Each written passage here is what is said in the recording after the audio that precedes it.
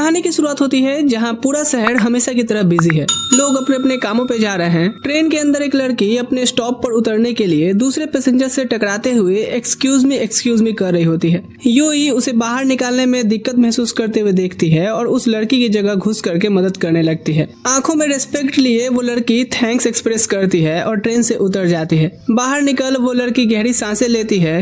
उफ, वो लड़का कितना हैंडसम और हेल्पफुल था। ट्रेन के अंदर भी दो लड़कियां योई के बारे में खुशफुसा रही थी कि ये कितना कूल है। सोचती हैं कि क्या ये सिंगल होगा और उसे डेट करने का विचार करने लगती हैं। वो एज्यूम करती हैं कि योई कोई लड़का है, लेकिन जब वो उसका फुल फॉर्म देखती हैं तो नोटिस करती हैं कि वो तो स्कर्ट पहनी हुई है। स्कूल के बाहर एक लड़की योई को प्रेजेंट देने की कोशिश कर रही होती है। काफी शर्माते और हिचकिचाते हुए योई से उसका गिफ्ट एक्सेप्ट करने को बोलती है। योई गिफ्ट ना लेने का सोचती है, लेकिन उसे ध्यान से देखने पर नोटिस करती है कि ये कितना उम्मीद दिखा रही है, तो आखिर में वो एक्सेप्ट कर लेती है। जिम लॉकर्स पर योई गिफ्ट ओपन करती है तो टॉवल निकलता है। उसकी फ्रेंड्स नोबेरा और कोटा उसे पकड़ लेती हैं कि योई ने एक और लड़की का प्रेजेंट एक्सेप्ट किया। उसकी फ्रेंड्स उसे टीज करती हैं क्योंकि वो अभी भी लड़कियों को चार्म करती है, जो वो मिडिल स्कूल से ही करती आ रही है। दोनों एज्यूम करती हैं कि शायद योई भी ये सब एंजॉय करती है, लेकिन रियलिटी में योई कोई अटेंशन एंजॉय नहीं करती। वो लंबी, पतली, लो टोन वॉइस वाली लड़की है और उसकी फीचर्स ने उसे स्कूल में प्रिंस का निकनेम दे दिया है। जब वो क्लास के लिए हॉल से गुजरती है, कई लड़कियां उसे बुलाती हैं, उसे प्रिंस कहती हैं। कोटा कहती है कि उनका एक्साइटमेंट जायज है क्योंकि योई उनके स्कूल के मोस्ट ऑफ द लड़कों से तो ज्यादा हैंडसम है। वो पिछले साल फील्ड डे पर योई का हीरोइक फीट याद करती हैं, जब उसने गिरने वाली एक लड़की की हेल्प की थी। योई ने लड़की को फिनिश लाइन तक कैरी किया और फिर भी फर्स्ट आई। वो योई की कॉम्प्लीमेंट जारी रखती हैं, बोलती हैं कि वो रोमांस नोवेल से निकले हीरो जैसी है, और योई सोचती है, क्या एक हीरो? दो फीमेल स्टूडेंट्स कॉर्नर पर योई की बातें सुनने की कोशिश कर रही थी। योई नोटिस करती है और अकेले निकल जाती है। बिल्डिंग से निकलते वक्त जमीन पर उन्हीं लड़कियों का रुमाल गिरा देखती है तो वो उन्हें आवाज देती है और पर्सनली रुमाल उठा करके दे देती है। वो स्टूडेंट्स तो उसकी अपीयरेंस पर फिदा ही हो जाती हैं। अब अकेले में वो सोचती है कि लोग उसे एक लड़की की जगह हीरो या प्रिंस ज्यादा कंसिडर करते हैं। वो उन्हें ब्लेम नहीं करती क्योंकि अपनी लुक्स की वजह से ही ऐसे ट्रीट होना एक्सेप्ट कर चुकी है। अचानक वो हैरान हो जाती है जब कोहाकू ऊपर से जंप करके सीधा उसके सामने कूदता है। टाइम पर रिएक्ट ना कर पाने की वजह से योई ग्राउंड पर गिर जाती है। कोहाकू माफी मांगता है और पूछता है क्या वो ठीक है। कोहाकू उसे ध्यान से देख कहता है, तू कितना खूबसूरत है रे, फेयर लवली लगाता है क्या? योई को डिसअपॉइंट होता है कि ये भी उसे लड़का ही समझ रहा है। वो ऑफेंड होकर के उसे रास्ते से हटने को बोलती है। कोहाकू योई को जाते हुए देखता है और सोचता है, क्या मैंने उसे कहीं देखा है? क्लासरूम में योई सोच में डूबी होती है। कोहाकू का उसे लड़का समझ के उसकी खूबसूरती की तारीफ करना उसे अपसेट कर गया था। वो अचानक नोटिस करती है क्लासरूम की लड़कियां किसी बात पर एक्साइटेड हैं, तो वो अपने फ्रेंड से पूछती है कि क्या हो गया। लड़कियां कहती हैं कि स्कूल में एक और प्रिंस दिखा है। वो ऐड करती हैं कि रूमर है दूसरे प्रिंस का डैड एक मल्टी मिलियनियर है जिसने औरतों को रुलाया भी है। योई रूमर्स पर डाउट करती है और सोचती है वैसे भी मुझे उस दूसरे प्रिंस से क्या लेना देना। वापस अपना नोट्स लिखने लगती है, बिना जाने कि कोहाकू बाहर से उसे देख रहा है। उनकी आंखें मिलती हैं तो दोनों को अपनी सुबह वाली मुलाकात याद आती है। कोहाकू रूडली पूछता है, तू ठीक तो है ना? और सब लोग हैरान होते हैं कि दोनों प्रिंस एक दूसरे को कैसे जानते हैं। वो योई को ढेर सारे सवालों से घेर लेती हैं और योई यहाँ रियलाइज करती है तो वो दूसरा प्रिंस यही है। बाहर कोहाकू के फ्रेंड्स पूछते हैं कि वो योई को कैसे जानता है। वो बोलते हैं कि वो फेमस है, लड़की होते हुए भी सभी उसे स्कूल का प्रिंस बुलाते हैं। ये सुनकर कोहाकू हैरान हो कहता है, क्या मैं उसे बस एक ब्यूटीफुल लड़का समझता था। उसके फ्रेंड्स उसे रूड बोलते हैं। जब वो ऊपर योई की तरफ देखता है तो वो लड़कियों से घिरी हुई होती है। अचानक से उसे क्यूरियोसिटी महसूस होती है। क्लास के बाद योई खुद को स्टोर तक ले आती है। क्लास में सबके मिले अचानक अटेंशन से थकी हुई लगती है। हालांकि उसने मिसअंडरस्टैंडिंग तो क्लियर कर दी थी, लेकिन लड़कियों का रिलीफ लेना उसे अच्छा नहीं महसूस करा रहा था क्योंकि वो उसे एक लड़की की तरह जो नहीं देखते। वो कुछ खाने लायक देखती है और पेमेंट करने बढ़ती है। ध्यान देती है तो एक पियक्कर कैशियर से कह रहा था, ये प्रोडक्ट फ्री लिखा है तो मुझे फ्री में दो। योई आगे बढ़कर आदमी को पुलिस बुलाने की धमकी देती है। गुस्से में वो पियक्कर उसे कॉलर पकड़ कहता है, अपने काम से काम रखना छोकरे। कोहाकू आगे बढ़ करके अपने फोन में उसकी रिकॉर्डिंग बनाने लगता है। वो आदमी तुरंत कोहाकू पर चढ़ जाता है वीडियो डिलीट करने के लिए। कोहाकू उसका मुंह पकड़ कहता है, जा नहीं करता बेवड़े, निकल जाए यहाँ से। तभी वो योई को नोटिस करता है और पूछता है उसने ले लिया क्या जो उसे चाहिए था। जब वो बात कर रहा होता है, पियक्कर पीछे से कोहाकू पर हाथ मारने की कोशिश करता है, लेकिन योई तेजी से अटैक ब्लॉक कर देती है। और उसे कायर कहती है। वो कैशियर साथ में कोहाकू उसकी ये हीरोइक मूव से इम्प्रेस हो जाते हैं। स्टोर मैनेजर तभी आकर के माफी मांगती है और उस पियक्कर को पकड़ बोलती है, साले तो फिर से पाउच पी के ड्रामा करने आ गया। जब कोहाकू योई को स्टोर से बाहर ले आता है, चांदनी रात में दोनों पार्क में बैठे होते हैं। योई खुद हैरान होती है कि वो उसके साथ चलते चलते यहाँ तक कैसे आ गई। कोहाकू उसकी एक्शंस की तारीफ करता है और पूछता है कि उसने ये कहाँ से सीखा। योई कहती है कि वो मार्शल आर्ट जानती है, जो कोहाकू सुन काफी इम्प्रेस होता है। अब उसे समझ आता है कि लड़कियां उसे प्रिंस क्यों कहती हैं। योई इस पर टोकती है कि उसने प्रिंस बनना चूज नहीं किया, वो खुद को बस नॉर्मल ही समझती है, लेकिन जहाँ भी जाती है प्रिंस या हीरो बन जाती है। तभी वो हैरान होती है कि ये सब वो कोहाकू को क्यों बता रही है। वो कंफर्म करता है कि लड़कियों का संकोच ना रखना ठीक है और साथ में एक प्रिंस जैसी लड़की होना ये भी ठीक है। कोहाकू एडमिट करता है कि स्टोर में योई ने जो किया वो तो उसका फैन हो गया। योई उसका थैंक्स करती है और कोहाकू उसे फर्स्ट नेम से बुलाने का डिसाइड करता है। लास्ट में चान भी ऐड करता है। योई सरप्राइज होती है कि उसे उसका नाम कहाँ से पता चला। कोहाकू कहता है कि उसे हैरानी है कि इतनी खूबसूरत होने के बावजूद भी किसी ने उसे कभी प्रिंसेस जैसा ट्रीट क्यों नहीं किया। वो एज्यूम करता है कि शायद तुम्हारे आसपास के लड़कों का टेस्ट ही खराब होगा। योई पहली बार खूबसूरत बुलाए जाने पर अनईजी फील करती है, इसलिए श्योर नहीं होती कि वो सीरियस है या नहीं। अचानक कोहाकू बिना वार्निंग से योई को प्रिंसेस की तरह उठा लेता है। पहली बार ऐसा कुछ होने पे वो पैनिक में आ जाती है। कोहाकू एश्योर करता है कि उसके हाथ बहुत मजबूत हैं और पूछता है कि क्या वो हीरोइन जैसा फील कर रही है। ठंडी हवा, डिम स्ट्रीट लाइट्स और साथ में यूई का ऐसा सिचुएशन उसे एम्बेरस्ड कर देता है। वो खुद को अलग करके बोलती है कि उसे घर जाना है। योई फील करती है कि वो ऐसी चीज एक्सपीरियंस करने वाली टाइप नहीं है और इस नई फीलिंग से ओवरवेल्म्ड होकर के वो सड़क के बीच ही बैठ जाती है। वो खुद को कन्विंस करती है कि वो ठीक है और सिर्फ सरप्राइज हुई थी। पार्क में वापस कोहाकू भी उसे गोद में उठाने वाले फीलिंग को लेके अब थोड़ा सोचता है, लेकिन वो बस एक मोमेंट में डिसाइड कर लेता है कि वो मुझे पसंद है। अगले दिन योई स्कूल जाती है और सभी से एक ग्रेसफुल डिस्टेंस मेंटेन करती है, जबकि असल में पिछली रात के रिएक्शन पर एम्बेरस्ड थी। जब वो सीढ़ियां चढ़ रही होती है, कोहाकू उसे देखकर किसी पुराने दोस्त की तरह आवाज देता है। पूछता है कि वो कल इतने अचानक क्यों चली गई थी और वो एम्बेरसमेंट छुपाने के लिए बोलती है कि उसे अर्जेंट काम था। योई पूछती है क्या उसके रेपुटेशन के हिसाब से उनका बात करना ठीक है। उसे लगता है स्कूल इस चीज को गलत समझ सकता है। कोहाकू सीधा बोलता है कि उसे फर्क नहीं पड़ता, स्कूल जो चाहे अज्यूम करे। फिर वो धीरे से उतर उसके पास आता है ये कहने के लिए कि वो उसमें इंटरेस्टेड हुआ है। योई इसे प्रैंक समझकर पूछती है क्या कोई छुपा है या सीक्रेटली कोई रील बन रही है। कोहाकू एश्योर करता है कि ऐसा कुछ भी नहीं है और उसे एक्सप्लेन करने में मुश्किल होती है क्योंकि उसे लगता है कि ये एग्जैक्टली प्यार नहीं है। अचानक उसे आइडिया आता है और वो बोलता है कि ऐसा समझो मैं तुम्हें हमेशा देखते रहना चाहता हूँ। फीलिंग को ऐसे डिस्क्राइब करता है जैसे वो रोज कोई काम करे और वो बस उसे देखता रहे। यूही बोलती है कि ऐसे तो स्टॉकर करते हैं ना। कोहाकू कहता है पर स्टॉकर अपनी विक्टिम्स को एडमिट नहीं करता कि वो उसे पसंद करता है और वो तो अपने इंटेंशंस क्लियर बता रहा है। फिर योई से लंच को पूछता है, वो सीधा मना कर देती है और उसे सस्पिशियस नजर से देखती है। क्लास की तरफ चलते हुए योई सोचती है लोग उसे कैसे ट्रीट करते थे। उसका एक्सपीरियंस लिमिटेड रहा है। लोग उसे हैंडसम बोलते हैं, क्यूट नहीं, और लड़के वो तो उसे कूल प्रिंस बुलाते हैं, इसीलिए किसी का रोमांटिक इंटरेस्ट नहीं हुआ उसमें। क्लासरूम में वो कोहाकू की फीलिंग्स के बारे में सोचती रहती है, पर आसपास की लड़कियों को लगता है कि वो परेशान बैठी हुई भी कितनी चार्मिंग लग रही है। उसे यकीन नहीं होता प्रिंस कहा जाने वाला लड़का उसमें इंटरेस्ट ले रहा है। वो बेट करती है कि कोहाकू ये सब बातें दूसरी लड़कियों से भी कहता होगा। तभी उसकी फ्रेंड्स उसे लंच के लिए पूछकर उसकी सोच तोड़ देती हैं। वो जब बात करते हुए रिलैक्स होने लगती है तभी कोहाकू उसके क्लासरूम में आकर पूछता है क्या वो फ्री है। उसकी प्रेजेंस से क्लासरूम में केओस मच जाता है और उनके एक्चुअल रिलेशनशिप पर अब गॉसिप शुरू हो जाती है। क्लासमेट्स का सिचुएशन गलत समझने के करीब देख करके वो जल्दी से कोहाकू के पास जाती है और बोलती है हाँ वो स्पेशल कमेटी मीटिंग के लिए तैयार है, चलो चले, और उसे क्लासरूम से बाहर ले जाती है। लेकिन इससे क्लासमेट सेटिस्फाइड नहीं होते।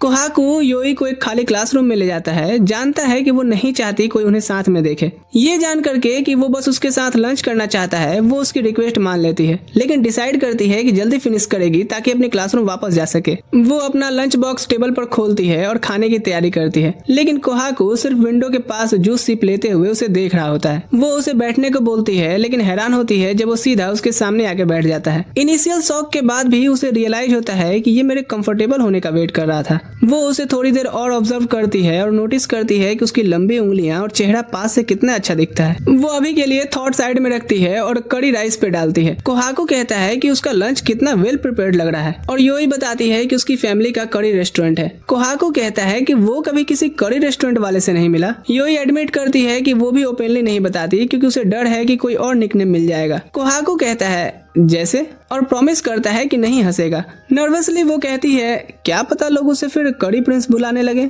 वो ना हंसने की पूरी कोशिश करता है लेकिन ज्यादा देर तक रोक नहीं पाता और हंस पड़ता है। वो उसे प्रॉमिस तोड़ने पर डांटती है लेकिन कोहाकू बोलता है कि उसे कड़ी रेस्टोरेंट वाली बात पसंद है। यूई कंफ्यूज हो जाती है तो कोहाकू एक्सप्लेन करता है कि उसका उतना सेल्फ कॉन्शियस होना भी अच्छा है और उसके बारे में सब कुछ अच्छा है। यूई स्ट्रिक्टली कहती है कि उसे ऐसे घूरना बंद करे क्योंकि उसे नहीं पता कि कैसे रिस्पॉन्ड करते हैं। शौक में वो बोलता है कि ये बढ़िया है। वो उसकी टाई पकड़ता है और कहता है कि उसे उसके सारे एक्सप्रेशंस पसंद है और उम्मीद करता है कि यूई उसके सामने और ओपन अप होगी। यूई शॉक्ड होती है क्योंकि पहली बार कोई लड़का उसे हिट कर रहा है। केंतारो बाहर से कोहाकू को बुलाता है। वो डोर खोलता है और कोहाकू को देखता है। वहीं यूई पर्दे के पीछे छुपी होती है। यूई इसके आने के लिए थैंकफुल होती है क्योंकि उसे लग रहा था कि वो इसके फ्लर्टिंग से कहीं एक्सप्लोड ना हो जाए। जब कोहाकू पूछता है क्या बात है, केंतारो उसके क्यूट सीनियर के बारे में पूछता है जिसके साथ वो हैंग आउट करने वाला था। कोहाकू यहाँ कुछ नहीं बोलता। ये सुनकर के यूई को कोहाकू एक प्ले बॉय की तरह ध्यान में आता है जिससे वो होश में आ जाती है। वो पर्दे के पीछे से निकलती है जिससे केंतारो सरप्राइज हो जाता है कि दोनों प्रिंस एक साथ। यूई कोहाकू को बोलती है दोबारा उसे कभी लंच पर इनवाइट ना करे। वो अपने आइटम्स लंच बैग में भर करके निकल जाती है और केंतारो बस देखता रहता है। तभी कोहाकू नोटिस करता है कि वो अपना कड़ी कंटेनर भूल रही है। यूई हॉलवे में चलती रहती है और कोहाकू के प्ले बॉय होने का थॉट उसके दिमाग में रहता है। उसे उसका क्यूट कहना भी अब चीप लगने लगता है और वो डिसाइड करती है कि वो उसकी बातों में अब नहीं आएगी। फैमिली रेस्टोरेंट में यूई कस्टमर सर्व करती है। कुछ रेगुलर कस्टमर उसके अपीयरेंस की तारीफ करते हैं और वो हंसते हुए अपने डैड को रजिस्टर पर हेल्प करती है। दो फीमेल कस्टमर्स बेट करती हैं कि तुम्हें तो हमेशा सभी हैंडसम ही बुलाते होंगे और यूई पोलाइटली स्माइल करती है। मेमोरीज आती है कि लोग उसे हैंडसम बोलते हैं पर कोहाकू ने उसे क्यूट बोला था। वो स्पेशल नहीं समझती लेकिन पहली बार होने की वजह से उसे याद रहता है। तभी और कस्टमर्स आने की आवाज पर यूई ग्रीट करने देखती है तो वो कोहाकू और केंतारो होते हैं। घबराई यूई पूछती है कि वो यहाँ क्यों है, क्या वो उसका पीछा किए। कोहाकू उसका डर दूर करता है और उसका छोड़ा हुआ कड़ी कंटेनर देता है। वो दोनों बैठते हैं और यूई नए कस्टमर्स के लिए ऑर्डर देती है। यूई के फादर उनकी कड़ी प्लेट्स अपग्रेड कर देते हैं जब उन्हें पता चलता है कि वो यूई के स्कूल से ही हैं। वो पूछती है कि क्या कोहाकू सबको बताता फिर रहा है कि उसकी फैमिली कड़ी प्लेस चलाती है। कोहाकू मना करता है कि ये बात केंतारो ने खुद पहचाना और वही लोकेशन बताया। क्लासरूम में केंतारो ने कंटेनर का स्टिकर से रेस्टोरेंट पहचान लिया था। वो कड़ी राइस का बड़ा फैन है और अपनी बात प्रूफ करता है। दोनों उसकी तरफ देखते हैं जब वो कैमरा से फोटोज ले रहा होता है। जब वो खाने बढ़ते हैं यूई के फादर टीज करते हैं कि स्कूल में इसका कोई बॉयफ्रेंड है क्या, क्योंकि वो सिर्फ उनसे और कस्टमर से ही बात करती है। दूसरे लड़कों से बात करते देख उन्हें सुकून मिलेगा। यूई कोहाकू की तरफ देखती है और उसके फेस से पता चलता है कि वो अभी फूड एंजॉय कर रहा है। वो खुद को उसे घूरने ना बोलती है और काम पर फोकस करती है। फुल पेट होने के बाद कोहाकू तो वहीं सोना चाहता है और केंतारो घर जाके रिव्यू लिखने की बात करता है। वो बिल सेटल करके अपना सोशल मीडिया अकाउंट देकर के चला गया था। यूई कोहाकू के पास आती है जो उठना नहीं चाहता था। प्लेट्स उठाते वक्त वो उसकी उंगली पर स्लाइड करता है पूछता हुआ कि क्या वो काम के बाद उसे घर छोड़ सकता है। यूई हाथ हटाकर बोलती है कि वो इतनी आसानी से नहीं जा सकती। पास ही उसके फादर देखकर बोलते हैं कि वो आज जल्दी जा सकते हैं।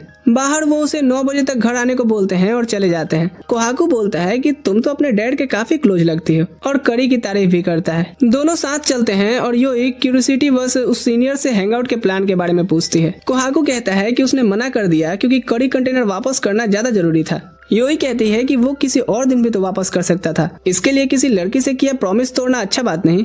कोहाकू मुस्कुराता है और कहता है कि सही में तुम्हारी पर्सनैलिटी तो प्रिंस के लिए बहुत ही फिट बैठती है। कोहाकू फिर लंच के दौरान उसे अपसेट करने के लिए माफी मांगता है। बोलता है कि मैं यहाँ तुमसे मिलकर सब ठीक करने आया था पर और इरिटेट कर गया।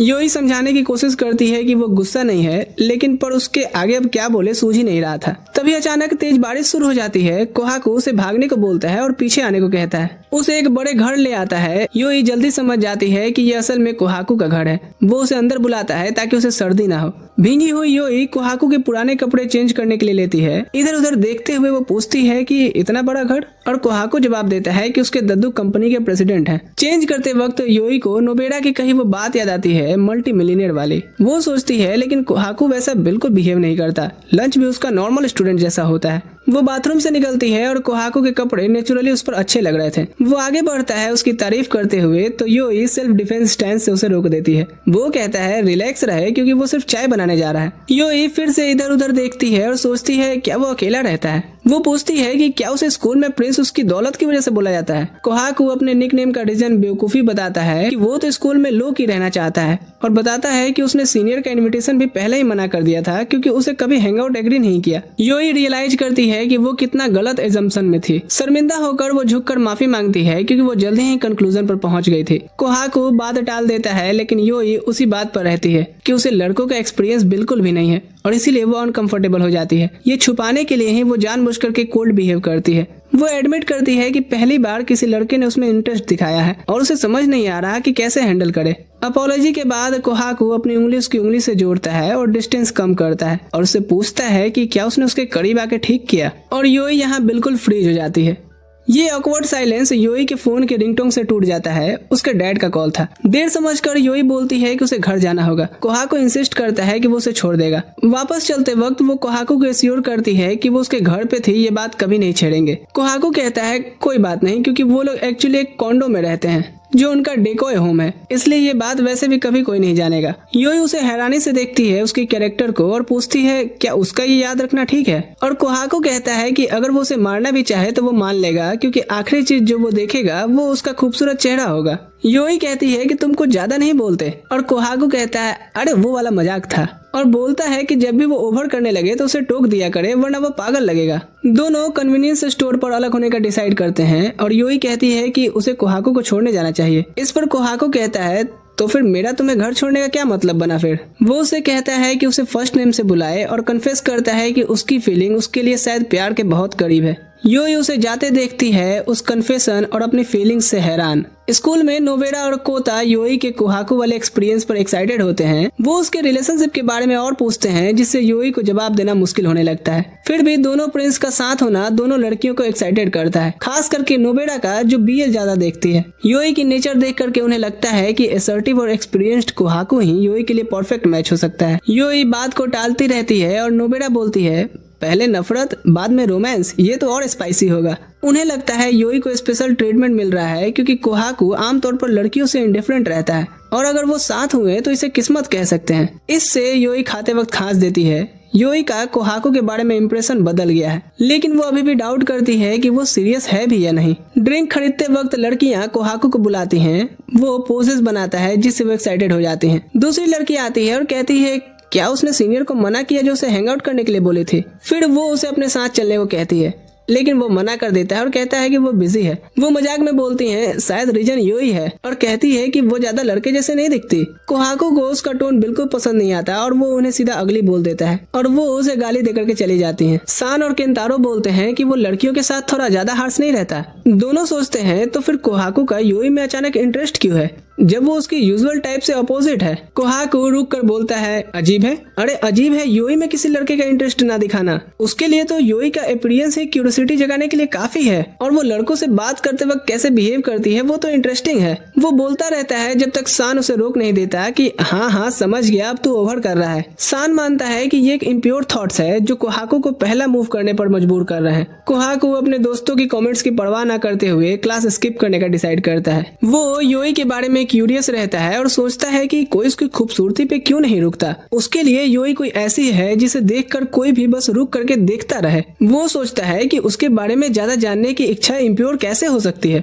इधर यूई अचानक पूरी बॉडी में ठंड महसूस करती है जो उसकी फ्रेंड्स को चिंता में डाल देता है। इसीलिए वो मेडिसिन लेने नर्सेस ऑफिस जाने का डिसाइड करते हैं। जब वो अपनी फ्रेंड से दूर होती है वो रुक जाती है क्योंकि उसे लगता है कि फीवर उस पर हावी हो रहा है। याद आता है कि शायद वो बारिश में भीगने की वजह से है। वो नर्स ऑफिस का दरवाजा खोलती है और अंदर कोहाकू को पाती है जिससे वो तुरंत दरवाजा जोर से बंद कर देती है और कोहाकू अंदर से उसे रूड बुलाता है। दोनों हैंडल पर झगड़ते रहते हैं और कोहाकू ज्यादा ताकत से दरवाजा खोल ही लेता है। वो उसकी फीवर वाली हालत नोटिस करता है और पूछता है कि क्या वो ठीक है और यूई कहती है कि नहीं पर वो अकेला रहना चाहती है। कोहाकू उसे एक गिलास पानी देता है और कहता है जरूरत पड़े तो मदद मांगो। वो यूई को इनकरेज करता है कि उसके सामने प्रिंस ना बने। फ्लोर पर बैठकर यूई पानी ले लेती है। वो धीरे से खड़ी होती है और नर्स ऑफिस के अंदर जाती है। कोहाकू नर्स स्कूल आने जाता है और यूई बेड की तरफ जाती है। साइड पर लेट करके वो आंखें बंद करती है, लेकिन जैसे ही आंखें खोलती है कोहाको उसके पास लेटा हुआ होता है और बोलता है कि नर्स किसी काम से बाहर गई हैं। यूई उसे जाने को बोलती है, लेकिन कोहाको मना कर देता है, समझाता है कि वो उसे वार्म रखने में मदद कर सकता है। आखिरकार वो अपनी एनर्जी ड्रेन होती महसूस करती है और कोहाको उसके पास सरकता है, प्रॉमिस करता है कि वो कुछ भी नहीं करेगा। यूई उसे तीखी नजर से देखती है और मना करती है, पर कोहाको ब्लैंकेट के अंदर घुस करके और पास चिपक जाता है। वो उसका सर थपथपाना भी शुरू कर देता है और यूई सिर्फ बड़बड़ाती है कि ठीक होने पर वो उसे 10x फोर्स से वापस करेगी।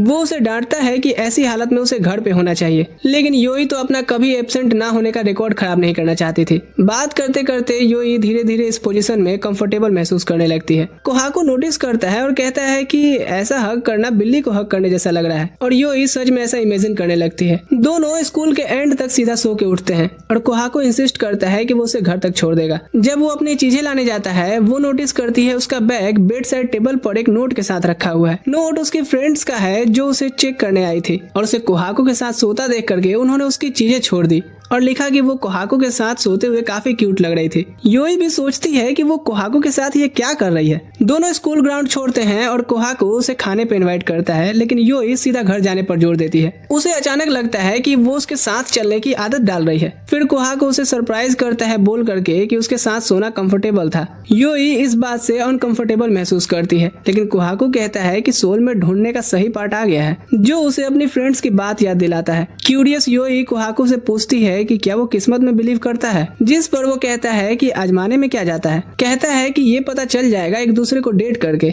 वो अपनी बात वापस लेने और मजाक बनाने वाला होता है, लेकिन यूई उसे सरप्राइज कर देती है एक्सेप्ट करके। यूई एक्सपेक्ट करी थी कि कोहाको इसे मजाक में लेगा, लेकिन उसे देखकर लगा कि वो सीरियसली इन चीजों के बारे में सोच रहा है। कोहाको फिर पूछता है तो ये एक्सपेरिमेंट कितना आगे तक ले जाएंगे। समझाता है कि अगर ज्यादा आगे तक नहीं गए तो सिर्फ दोस्त जैसा ही लगेगा। यूई शॉक्ड हो जाती है और तब समझती है कि उसने कुछ ऐसा सजेस्ट किया है जिसके लिए वो अभी रेडी नहीं है। घबरा करके वो कोहाको से थोड़ा टाइम मांगती है अपनी बात दोबारा सोचने को। पूरी तरह शर्मिंदा और कंफ्यूज होकर के वो मुड़कर दूसरी डायरेक्शन में तेजी से भाग पड़ती है। अगले दिन वो अपने फ्रेंड्स को एक्सपेरिमेंट वाली बात बताती है। उसे अपने शब्द पर पछतावा होता है क्योंकि उसने सोचा था कि वो इसे मजाक में लेगा। वो खुद से फ्रस्ट्रेट है क्योंकि हमेशा उसके जाल में फंस जाती है। इस बार वो पहला मूव करके गेम पलटना चाहती थी, पर कोहाको को घबराहट में डालने की जगह वो खुद ही हिल गई है, सोचते हुए कि कैसे वो ऐसी सिचुएशन में आ गई है जो डेटिंग जैसी लगती है। उसकी फ्रेंड्स नोटिस करती हैं कि वो अब अचानक गर्ली लग रही है और उसका मजाक उड़ाने लगती हैं, पर ये भी कहती हैं कि सिचुएशन बुरी भी नहीं है, शायद यही किस्मत हो।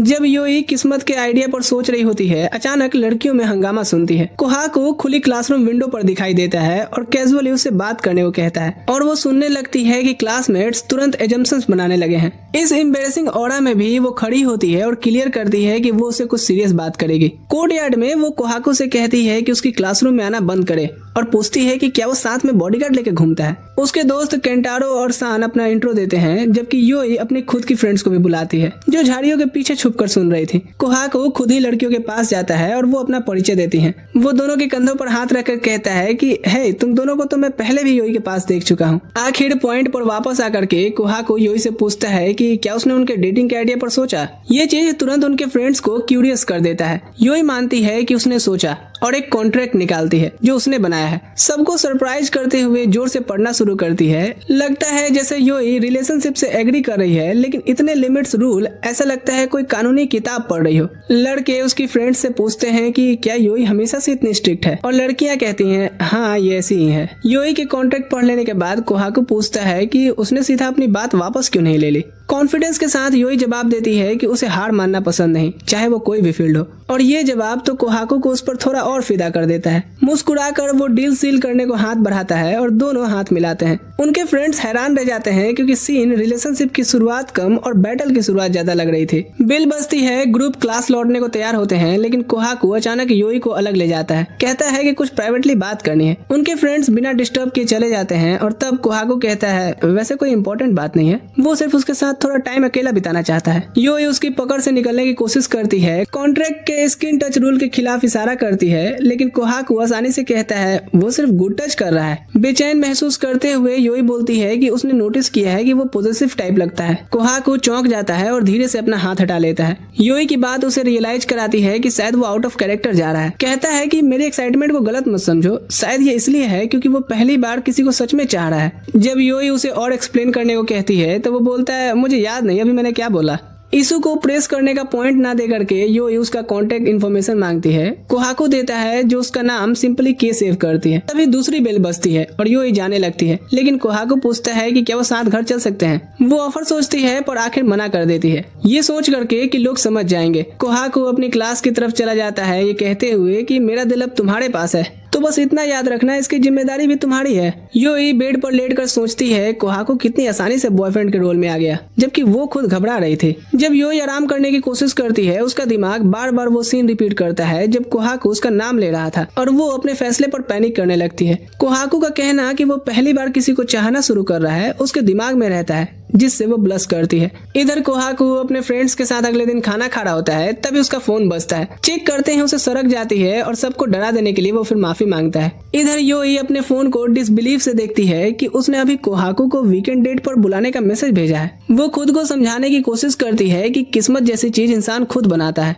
डेट के दिन योई मिलने की जगह जल्दी पहुंचती है। जब वो वेट करती है तो दूसरी लड़कियां उसे हैंडसम लड़का समझ करके एडमायर करती हैं। उसे थोड़ी डिसअपॉइंटमेंट होती है कोहाकू का प्लेन रिप्लाई याद करके भी। जब वो अपनी फीलिंग समझने की कोशिश करती है कोहाकू अचानक आता है और कहता है मुझे पता था कि तुम जल्दी आओगी इसलिए मैं भी जल्दी आ गया। तब वो नोटिस करता है कि योई स्कूल यूनिफॉर्म में है। वो कहती है कि स्कूल का कुछ काम था मिलने से पहले। ये नहीं मानती कि क्या पहने डिसाइड ही नहीं कर पाई। जब कोहाकू पूछता है तो क्या प्लान्स है, योई ऑनेस्टली कहती है कि मुझे नहीं पता, शायद कोई मूवी देख लेंगे। इसके बदले कोहाकू कपड़े शॉपिंग करने चलने को कहता है। योई मना करने की कोशिश करती है, लेकिन कोहाकू कहता है कि वो उसे इस बच्चे वाले आउटफिट में नहीं देखना चाहता। चिढ़ करके वो कहती है कि फिर तो मूवी ही चलेंगे, लेकिन कोहाकू उसका हाथ पकड़कर शॉपिंग ले जाता है। कपड़ों की दुकान में सेल्स लेडी उसके नए कपड़ों में अच्छा लगने पर इम्प्रेस होती है। योई मिरर में खुद को देख करके सरप्राइज होती है कि किस तरह की शॉपिंग में ले आया ये। कुछ देर बाद कोहाकू भी बाहर आता है और योई भी उसके स्टाइलिश और हैंडसम लुक से इम्प्रेस होती है। कोहाकू उसे और उसके आउटफिट को नोटिस करता है। वो अजीब तरह से उसे अपनी तरफ देखने को कहता है ताकि अच्छे से देख सके। जब योई एक्सप्लेनेशन पूछती है तो कोहाकू बताता है कि वो मैचिंग ट्राई करना चाहता था। वो कैजुअली उसका चश्मा उतार कर पास खींचता है और मिरर देखने को कहता है, बोल करके कि वो साथ में कितने अच्छे लगते हैं ना। फिर मुस्कुरा करके दूर हो जाता है और टच करने वाले रूल को तोड़ने पर भी माफी मांगता है। योई इससे अब और कंफ्यूज हो जाती है क्योंकि आमतौर पर लड़का लड़की को क्यूट कपड़े खरीदवाता है और मैचिंग चाहते हैं तो कपल आउटफिट्स लेते हैं, पर वो खुद को देखती है और नोट करती है कि जो वो पहनी है वो डेट के लिए तो बनी हुई चीज जैसा बिल्कुल नहीं है। वो स्टोर से अपने ओरिजिनल कपड़ों में निकलते हैं, जो कोहाकू को थोड़ा डिसअपॉइंट करता है क्योंकि योई ने कुछ खरीदा ही नहीं। एक ट्रेडिशनल जापानीज स्वीट शॉप योई का ध्यान खींचती है और कोहाकू नोटिस करता है। वो सजेस्ट करता है कि वो अंदर जाकर के कुछ ट्रीट्स खरीदेंगे। अंदर जाने के बाद योई सब स्वीट्स को देख करके हैरान होती है जब तक वो डिसाइड नहीं कर लेती कि क्या लेना है। फिर वो पार्क के बेंच पर स्वीट राइस, डम्पलिंग्स और गोल राइस केक के साथ बैठ जाते हैं। वो अपने चूजन स्वीट्स का एक बाइट लेते हैं और तुरंत टेस्ट से खुश हो जाते हैं। योई एक्साइटेड होकर के बताना शुरू करती है कि उसका गोल राइस केक कितना डिलीशियस है। कहती है इसका स्मूथ टेक्सचर ही इसे इतना अच्छा बनाता है। कोहाकू मानता है कि वो इस टॉपिक पर बात नहीं कर सकता क्योंकि उसने कभी टेक्सचर के टेस्ट पर ध्यान ही नहीं दिया। इससे योई और पैसिनेट हो जाती है। जब वो एक्सप्लेन करती रहती है कोहाकू सीधा रिमार्क करता है कि उसे स्वीट्स पसंद होंगे, लेकिन योई तुरंत मना कर देती है। जब वो पूछता है कि उसके फेवरेट स्नैक्स क्या हैं, फिर वो अलग अलग स्वीट फूड्स लिस्ट करने लगती है। ये तक बताती है कि उसे बटर और कंडेंस्ड मिल्क के साथ टोस्ट पसंद है। इससे कोहाकू का पॉइंट कंफर्म होता है कि हाँ इसे स्वीट्स पसंद है। योई वहीं उसकी मुस्कुराहट में उसका चेहरा कितना साइन करता है देख करके चौंक जाती है। अंदर से उसे वार्म फील होता है और वो रियलाइज करती है कि वो खुशी महसूस कर रही है। बाद में वो एक और जगह ट्राई करने डिसाइड करते हैं और कोहाकू उसे अम्यूजमेंट पार्क ले जाता है। वो सीधा टिकट काउंटर जाता है। योई को सरप्राइज होता है कि वो नेचुरली उसे ऐसी जगह ले आया। वो केबल कार राइड करते हैं और कोहाकू बताता है कि उसे इवनिंग में अम्यूजमेंट पार्क का सीनरी अच्छा लगता है। योई रिप्लाई करती है कि उसे विंटर्स में आइसक्रीम का टेस्ट पसंद है।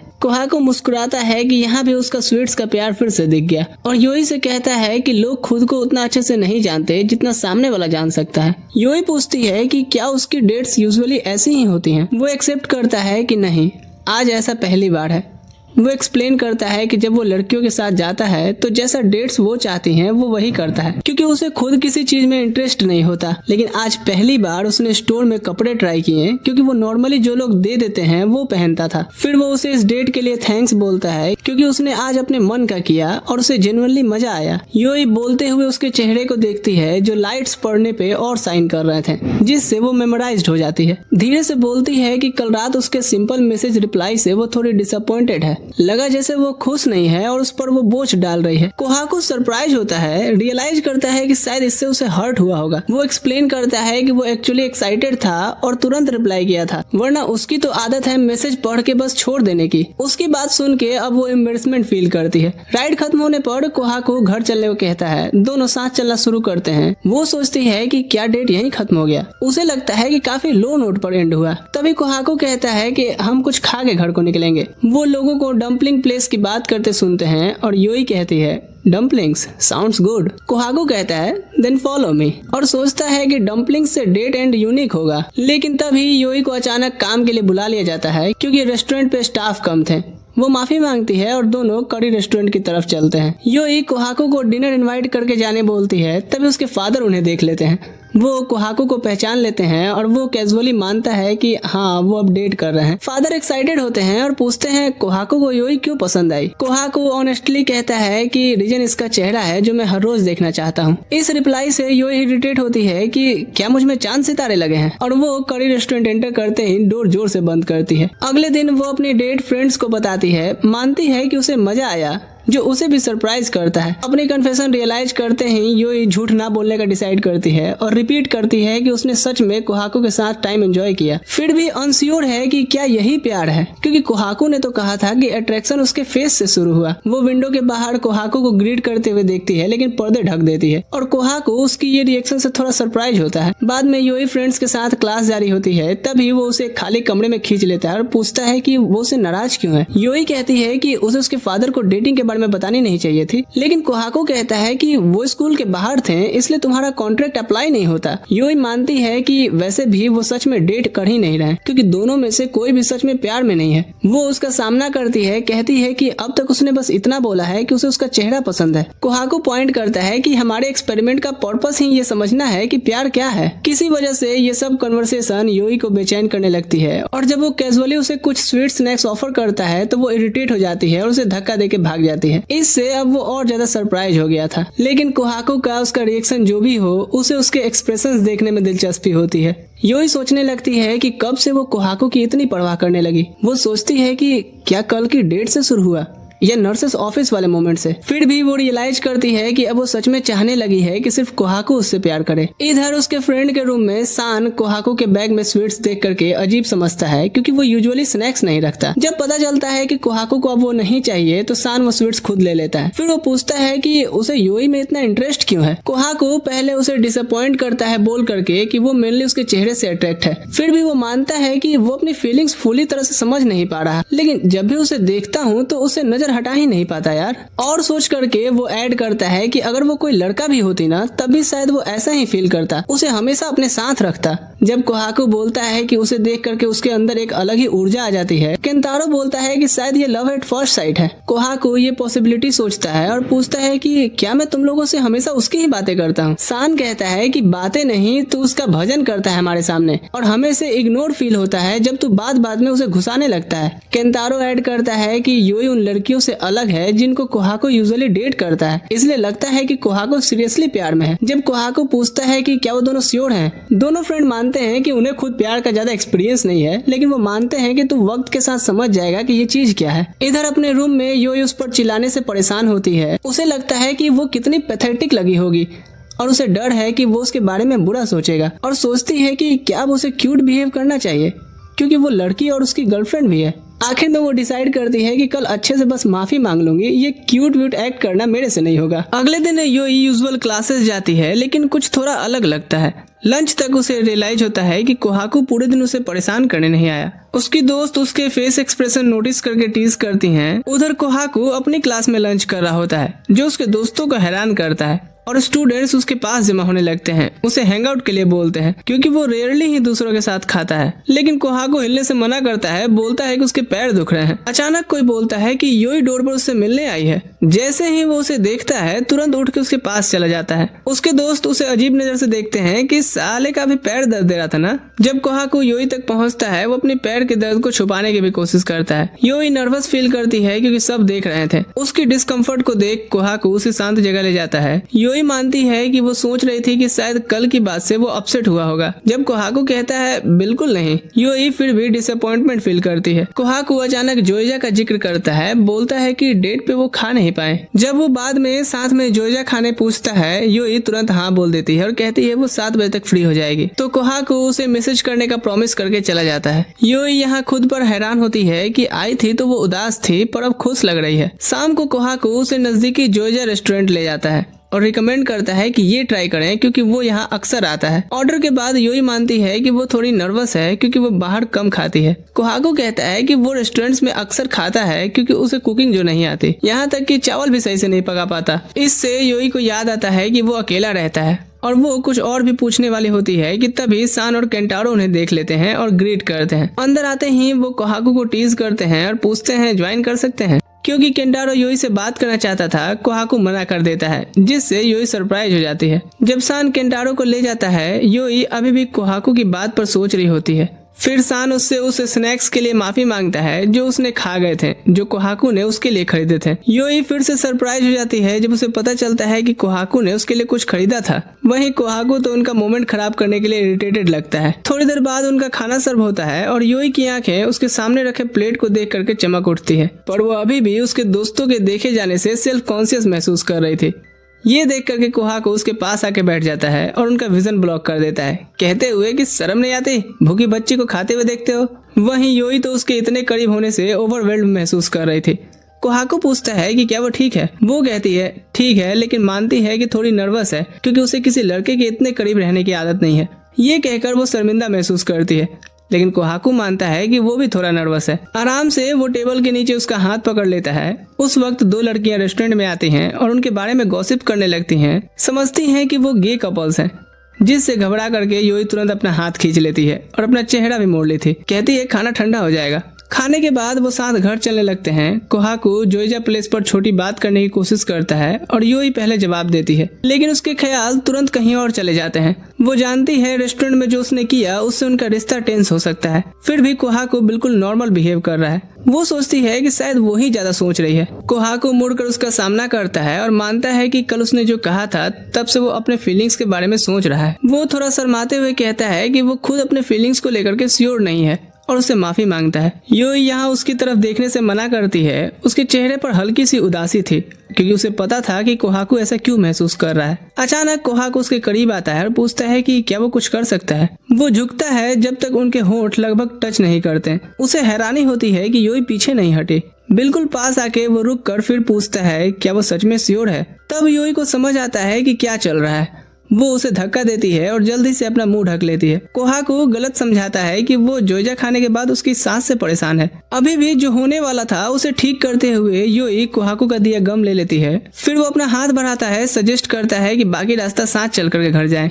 मानता है रेस्टोरेंट में उसका हाथ पकड़ना उसे पसंद आया। अपनी असली फीलिंग छुपाने के लिए योई एनॉयड होने का नाटक करती है। याद दिलाती है कि एक्सपेरिमेंट में ज्यादा रोमांटिक चीजें नहीं करनी थी। कोहाकू पॉइंट करता है कि अभी वो उसे लगभग किस करने देने ही वाली थी, जिस पर योई पलट कर कहती है कि वो बस सिर्फ शॉक्ड में फ्रीज हो गई थी। फिर वो कंप्लेन करती है कि जब वो अपनी फीलिंग्स श्योर नहीं है तो उसका हाथ पकड़ना बेकार है। कोहाकू समझाता है कि इसलिए तो वो उसके साथ अलग अलग चीजें ट्राई करके अपने इमोशंस टेस्ट को और समझना चाहता है, क्योंकि ये उसका पहला नॉन रोमांटिक रिलेशनशिप है। योई अब तक की सब बातें याद करती है और रियलाइज करती है कि उसके लिए ये तो कभी नॉन रोमांटिक लगा ही नहीं। वो अपना हाथ साफ करता है और फिर कोशिश करता है, प्रॉमिस करता है कि अगर वो मना करेगी तो वो जबरदस्ती नहीं करेगा। सीधा मना करने की बजाय योई फिर से कहती है कि ये सही में ऐसा लग रहा है जैसे 2 लड़के डेट कर रहे हो। कोहाकू उसकी कलाई नरमी से पकड़कर कहता है कि उसे दूसरों की सोच की परवाह नहीं है। वो हाथ पकड़कर घर चलने लगते हैं। योई नोटिस करती है कोहाकू का हाथ कितना वार्म है और सोचने लगती है कि क्या बाकी चीज भी इतनी ही वार्म होगी। बाद में नहाते वक्त योई अपने फीलिंग्स पर सोचती है। पहले वो उससे नफरत करती थी, अब धीरे धीरे उसकी मौजूदगी पसंद करने लगी है। फिर भी एक बात पक्की है कि वो चाहती है कोहाकू उससे प्यार करे और खुलकर बोले। वो जानती है कि ये सेल्फिश डिजायर है, पर यही सच है। जब वो नहाकर बाहर आती है, उसकी बहन उसे नोटिस करती है, आवाज देने की कोशिश करती है, लेकिन योई ख्यालों में गुम थी। सोच रही थी कि उसे मैसेज करे या नहीं। उसकी सिस्टर पूछती है क्या उसका बॉयफ्रेंड बना है, जिससे योई का फोन अचानक से गिर जाता है। वो जल्दी से कहती है कि हम अभी कोई ऑफिशियल नहीं है। सिस्टर मुस्कुराती है और कहती है कि उसे पहले से लग रहा था कि कुछ तो अलग है। नोट करती है कि तुम्हारा एक्सप्रेशन काफी नरम हो गया है आजकल। योई सोचती है कि क्या उसके दोस्त भी ये नोटिस किए होंगे। उसकी सिस्टर करीब आकर पूछती है कि वो कैसा लड़का है। योई बेसिकली बताती है जैसे वो उससे 1 साल बड़ा है और उसका निकनेम भी स्कूल में प्रिंस है। सिस्टर हैरान होती है कि एक लड़के को ये टाइटल मिलना, जरूर वो कोई जेंटलमैन होगा। वो कंक्लूड करती है कि एक तमीजदार प्रिंस उसके लिए एक अच्छा मैच होगा और उसे तुम पसंद हो, यानी उसका लड़कियों में भी टेस्ट काफी अच्छा है। योई यहाँ कहती है नहीं, पर मानती है कि उसे कोहाको बिल्कुल प्रिंस जैसा नहीं लगता।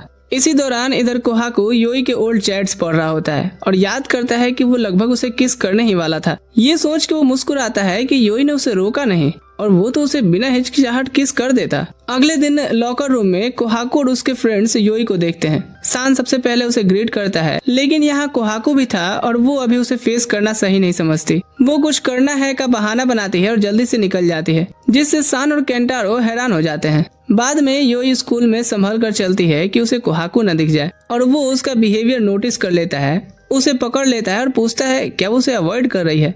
योई नहीं बताती कि वो अभी उसका सामना नहीं कर सकती। जब वो अपने ख्यालों में उलझी होती है, कोहाको उसकी गर्दन से कुछ निकालने के लिए हाथ बढ़ाता है, लेकिन योई रिफ्लेक्स से उसका हाथ हटा देती है। वो दिखाता है कि वो सिर्फ एक टूटी हुई बाल थे और योई अपनी रिएक्शन से शर्मिंदा हो जाती है। कोहाको पूछता है क्या उसने सोचा वो उसे फिर से किस करेगा। वो कहता है कि रिलैक्स रहा करे क्योंकि वो ऐसा कुछ भी नहीं करेगा जो वो नहीं चाहते। ये सुनकर योई स्टन्ड हो जाती है क्योंकि वो एक्चुअली श्योर नहीं है कि अगर वो उसे किस करे भी तो उसे बुरा लगेगा या नहीं। जब उसे एहसास होता है वो पूरी तरह से इस ख्याल के खिलाफ भी नहीं है, वो उसे रोकने के लिए हाथ बढ़ाती है जब वो जाने वाला होता है और कुछ कहना चाहती थी, लेकिन अचानक उसकी दोस्त उसे बुला लेती है। वो जल्दी से बहाना बनाकर उनकी तरफ भाग जाती है। कोटा के पास पहुंचते ही वो उसकी बाहों में गिर जाती है, जिससे उन्हें लगता है कि शायद उसकी तबीयत ठीक नहीं है। योई अपने फीलिंग्स से परेशान हो जाती है। उसने पहले कभी इतनी तेज उम्मीद की लहर अपने अंदर नहीं महसूस की थी और ये चीज अब उसे बेचैन करता है क्योंकि वो उसे प्यार नहीं करना चाहती। उधर कोहाको भी हिला हुआ है। उसका दिल तेज धड़कता है क्योंकि योई ने उसे उस उम्मीद भरी नजर से देखा। हैरान होता है कि योई उस पर इतना असर कर सकती है।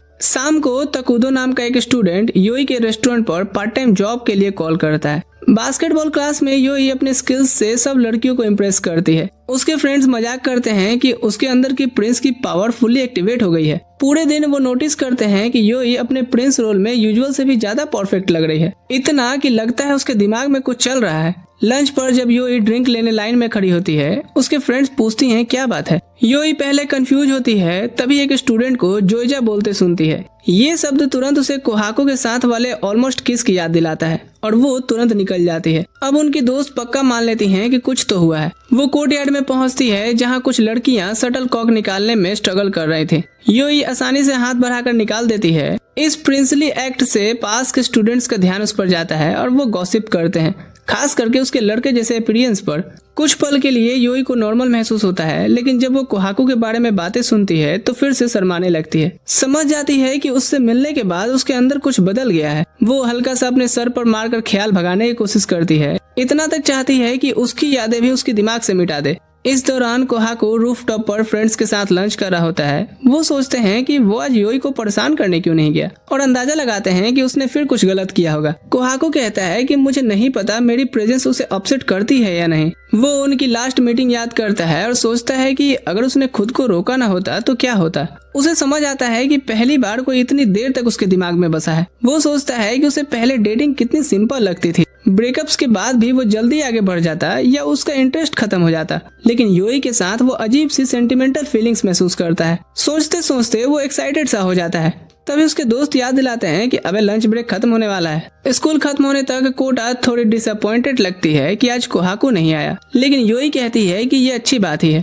नोबेरा पॉइंट करती है कि ये कोहाको के आसपास कम प्रिंसली एक्ट करती है। वो समझ जाते हैं कि आज इसका एक्स्ट्रा प्रिंस बिहेवियर इसीलिए था क्योंकि कोहाको नहीं था, वरना उसकी प्रेजेंस में वो ज्यादा गर्ली हो जाती है। योई उन्हें झाड़ देती है जो उसे भी हैरान करता है। वो जल्दी से माफी मांगती है अपने दोस्तों से और वो भी अपनी लाइन क्रॉस करने पर माफी मांगते हैं। वो चुपचाप अकेली घर चलती है, सोचते हुए कि उसने ऐसा रिएक्ट इसीलिए किया क्योंकि उसे गर्ली बुलाए जाने का आदत नहीं है। प्रिंस के अलावा कुछ और बुलाए जाना अचानक अब उसे शर्मिंदा और अजीब लगता है। वो खुद से मानती है कि कल वो चाहती थी कोहाको कुछ करे, फिर तुरंत अपने सर पर मारकर ख्याल हटा देती है। वो अपनी बड़ी बहन की बात याद करती है कि कोई उससे ज्यादा प्रिंस जैसा उसके लिए अच्छा मैच हो सकता है और सोचती है कि क्या ये पॉसिबल हो सकता है। फिर भी ये भी तो पहली बार है जब किसी लड़के ने उसमें इंटरेस्ट दिखाया है, तो शायद वो ऐसा इसलिए भी महसूस कर रही हो क्योंकि वो उसके लिए अवेलेबल रहता है। अगर ऐसा है तो शायद जो भी उसके में इंटरेस्ट दिखाएगा वो उसके साथ भी ठीक रहेगी, जरूरी नहीं कि वो कोहाको का साथी हो। अचानक टकुडो करी रेस्टोरेंट से बाहर निकलता है। दोनों की नजरें एक पल के लिए मिलती हैं, फिर वो झुक करके ग्रीटिंग एक्सचेंज करते हैं।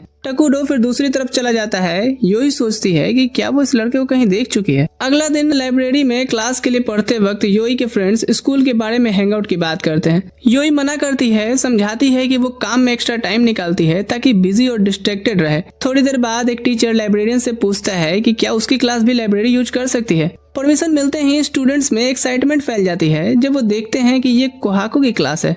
कोहाको तुरंत योई को देख लेता है और दोनों की नजरें एक पल के लिए मिलती हैं। फिर योई जल्दी से नजर हटा लेती है। उसके फ्रेंड्स उसे छेड़ते हैं। इधर कोहाको के दोस्त भी उसे इतने टाइम बाद योई को देखने पर टीज करते हैं। सान कोहाको से कहता है जाके उससे बात करे, लेकिन कोहाको कहता है कि वो उसे पढ़ते हुए डिस्टर्ब नहीं करना चाहता। जब वो आगे बढ़ता है योई उसकी तरफ देखती है और उसे अजीब लगता है कि वो अब पास आने के बहाने नहीं ढूंढता। वो खुद को फोकस करने को कहती है, याद दिलाती है कि रूल उसने खुद ही बनाए थे कि स्कूल में डिस्टर्ब ना करे। फिर भी उसके मन में हल्की सी उदासी तो महसूस होती है। योई अपना चेहरा नोट्स के पीछे छुपाती है ताकि चोरी से फिर से कोहाको को देख सके। जब उसका दिमाग फीलिंग्स में उलझ जाता है, उसकी फ्रेंड्स नोटिस करती हैं पर कुछ नहीं पूछती।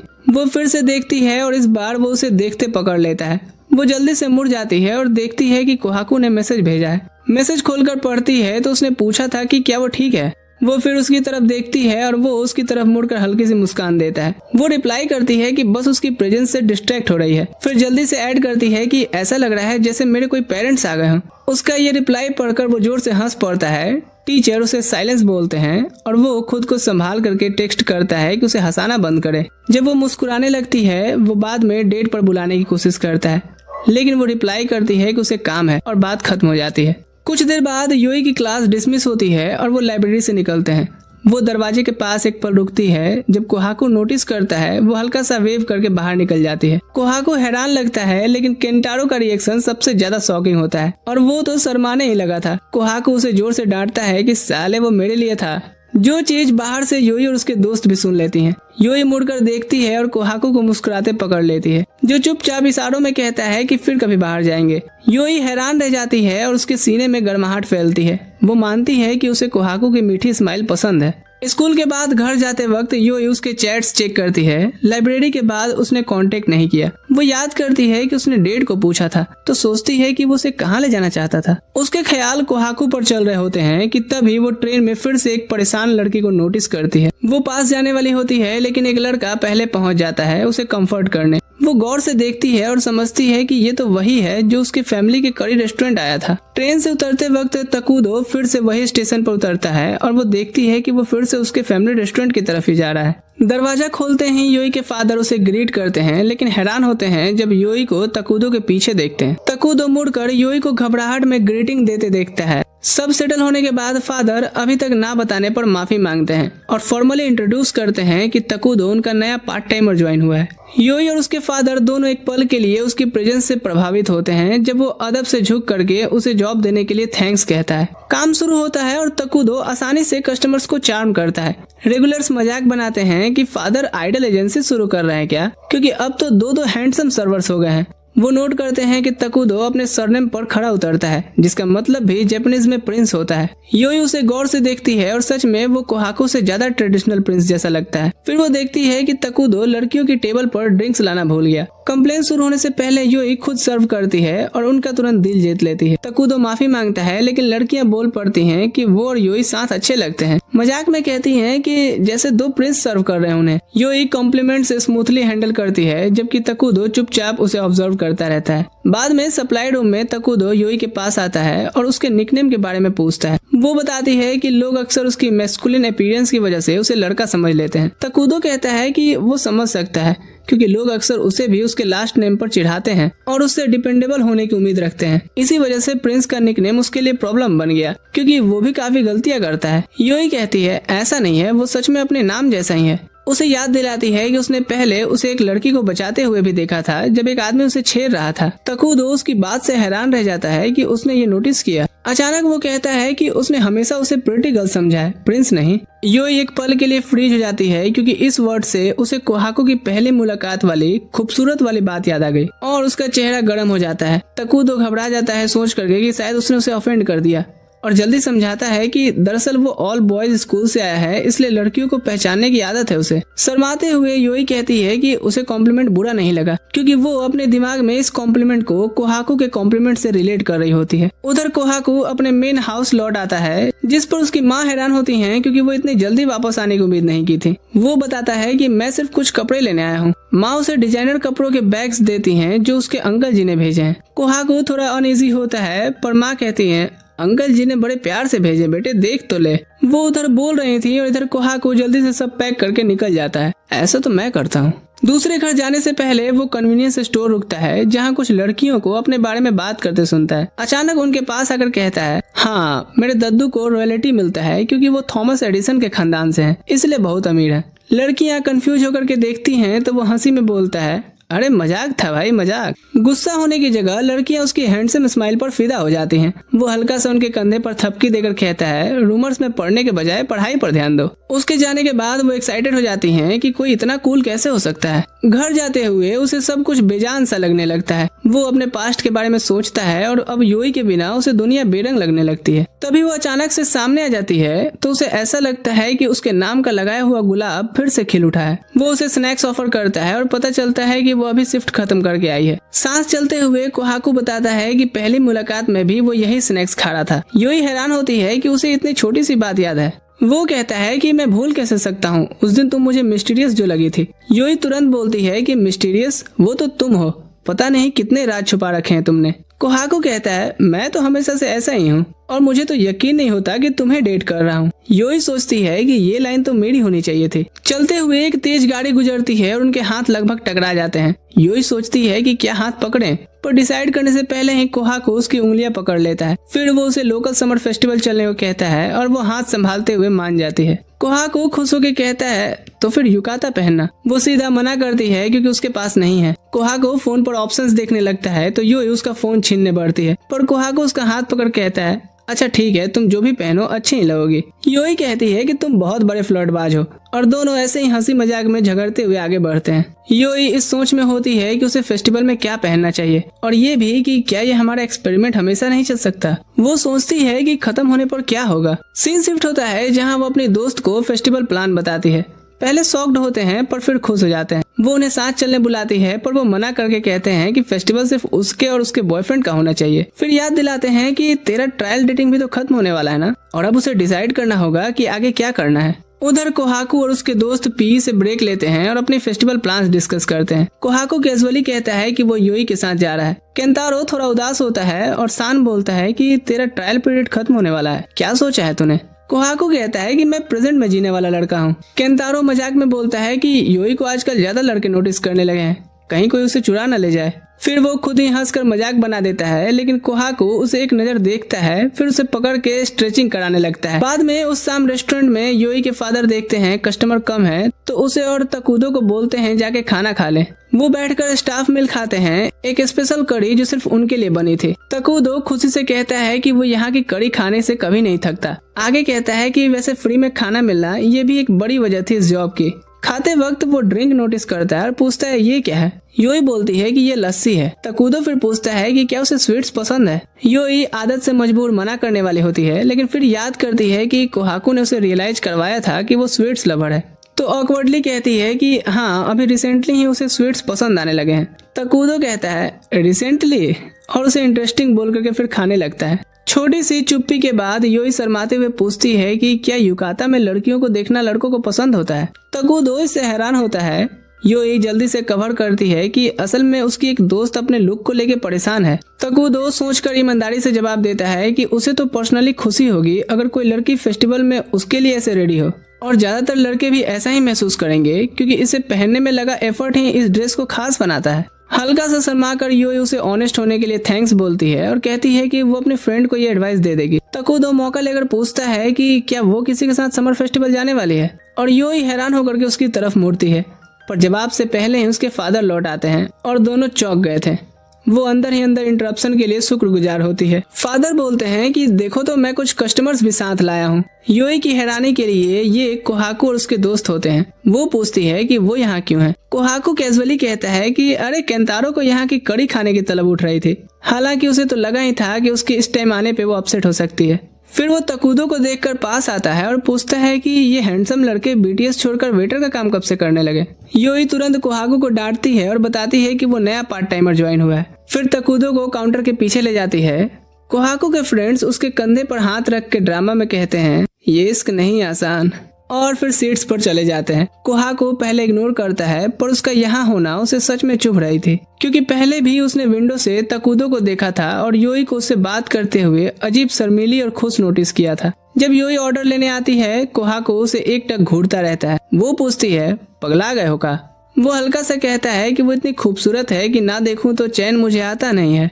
इससे सिर्फ यूई ही नहीं, लगभग सब चौंक जाते हैं। बाद में किचन में ऑर्डर देते वक्त तकुदो उसके कान के पास कुछ देखता है। यूई ढूंढती रहती है कि वो किधर बोल रहा है, तो तकुदो खुद हाथ बढ़ा करके हल्का सा साफ करता है। दोनों समझते हैं कि शायद खाते वक्त लगा होगा। उनका ये नेचुरल सिंक देखकर कोहाकू को अजीब सी बेचैनी होने लगती है, तो वो अपना पानी का गिलास गिरा देता है ताकि उनकी बातें रुक जाएं। यूई साफ करने दौड़ती है और तकुदो टेंशन महसूस करता है। जब यूई झुकती है, कोहाकू उसका हाथ पकड़कर धीरे से मानता है कि उसने ये जानबूझकर किया। यूई सख्त चेहरे के पीछे अपनी ब्लशिंग छुपाती है, कहती है बाहर आओ, तुमसे कुछ बात करनी है।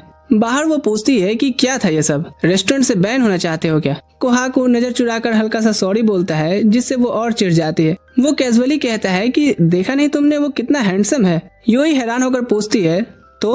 वो कहता है नहीं, बस मैं अपनी ऑब्जर्वेशन बता रहा हूँ। वो हल्का सा उसे पूछने की कोशिश करता है कि वैसे क्या बात हो रही थी, पर यूई कुछ नहीं बताती, उल्टा कहती है कि ये अजीब बिहेव करना बंद करो। तब फाइनली वो कहता है कि वो जेलस है और उसके सर पर हल्का सा टपली मार के चला जाता है। अंदर जाकर बाथरूम में घुसता है और अपना सारा फ्रस्ट्रेशन निकालता है अपनी सिचुएशन और खुद पर।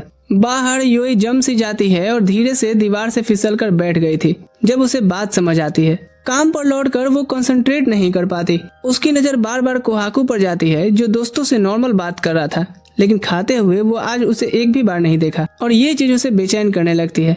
फादर उसे आवाज देते हैं और वो ख्यालों से बाहर आती है। चौंक कर वो साफ कर रही गिलास गिरा देती है, लेकिन तकुदो जल्दी से पकड़ लेता है। वो शायद उससे कुछ बात शुरू करता पूछने के लिए, पर यूई यहाँ ज्यादा सेल्फ कॉन्शियस महसूस करती है। डर रही थी कि कोहाकू फिर से सुनकर कोई तमाशा न शुरू कर दे। अचानक कोहाकू खड़ा होता है और अपने दोस्तों से कहता है चलो निकलते हैं, वैसे भी खाना खत्म हो गया। जब वो निकलते हैं, यूई तुरंत उनके पीछे दौड़ पड़ती है। पकड़ने के बाद वो आवाज लगा करके झुककर फॉर्मली उन्हें रेस्टोरेंट में खाने के लिए थैंक्स बोलती है। कोहाकू बस हाथ उठा करके कैजुअल गुड बाय करता है और केंतारो और सान भी थोड़ी ऑकवर्डली फेयरवेल देते हैं, जिससे यूई बीच सड़क पर अकेली खड़ी कंफ्यूज्ड रह जाती है। आगे कोहाकू और उसके दोस्त डेजर्ट के लिए कन्वीनियंस स्टोर रुकते हैं। केंतारो कहता है तो रेस्टोरेंट में यूई के साथ थोड़ा कोल्ड नहीं था? सान भी एग्री करता है और वो दोनों गेस करते हैं कि शायद इसीलिए क्योंकि वो जेलस था। केंतारो और चिढ़ाता है, जब तक कोहाकू अचानक उसका हाथ पकड़ कहता है अब बस कर। कोहाकू काउंटर पर पे करने चला जाता है। केंतारो और सान उसकी तरफ देखते हैं। उन्हें कभी लगा नहीं था कि कोहाकू जैसा लड़का भी गुस्सा या जेलस होता होगा।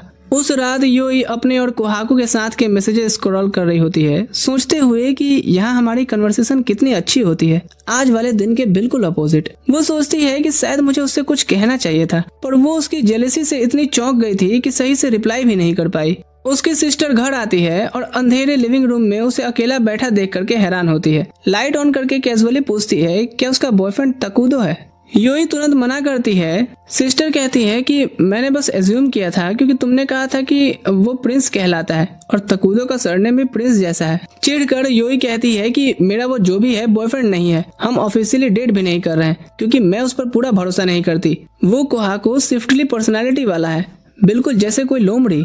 सिस्टर कंफ्यूज होती हैं कि तुमने तो बोला था इंसान है। यूई कहती है दिमाग खराब मत करो, अभी हम दोनों को अपनी फीलिंग्स का पता नहीं है। कहती है कि कोहाकू प्यार बोलता है इसे, पर हमेशा मेरे लुक्स के अराउंड तारीफ करता है, तो ये प्यार कैसे है। सिस्टर हैरान होकर कहती हैं कि अपीयरेंस से प्यार होने में क्या गलत है, और ये चीज तुम पर भी लागू होती है। किसी चीज को इतना ओवर एनालाइज नहीं करते हैं, इससे वो जल सकता है। बस फ्लो के साथ एक्सेप्ट करते चलना चाहिए, समय अपने आप बता देगा कि ये चीज क्या है। फिर पूछती है कि क्या कोहाकू के अलावा किसी और से कभी उसका दिल रेस पकड़ता है। यूई कहती है नहीं, तो सिस्टर जेंटली कहती हैं कि उसका ज्यादा डरना सब कुछ बर्बाद कर सकता है, और चली जाती हैं। अगले दिन स्कूल के होम साइंस की क्लास में यूई गलती से ज्यादा आटा चाल देती है। गलती समझकर पैनिक करती है और मिस्टेक हो जाती है। एंड में सिर्फ एक मफिन प्रेजेंटेबल बचता है। क्लास से निकलकर फ्रेंड से डिस्ट्रैक्टेड होने के लिए सॉरी बोलती है। वो समझते हैं कि वो समर फेस्टिवल को लेकर एक्साइटेड है, पर असल में यूई चिंता करती है कि कोहाकू अभी उसके साथ जाना चाहता है या नहीं। कोटा मजाक में पूछती है कि क्या वो एक अच्छा बना मफिन कोहाकू को देगी।